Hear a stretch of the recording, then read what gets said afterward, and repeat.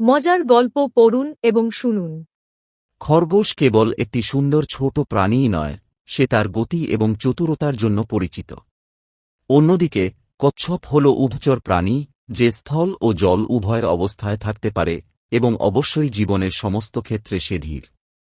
একটি সুন্দর দিনে খরগোশটি দাম্ভিক হয়ে উঠল এবং কচ্ছপের সাথে একটি রেস খেলার কথা তার মাথায় এল।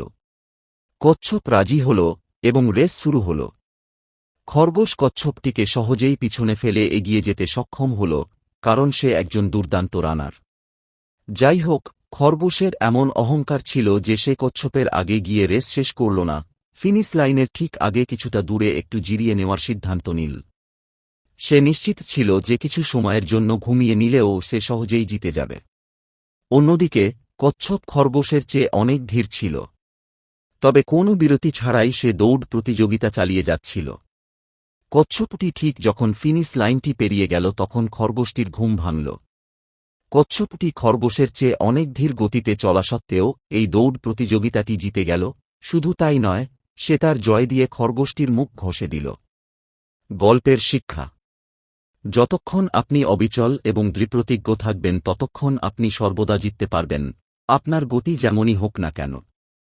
অলসতা এবং অহংকারী হল আপনার শত্রু।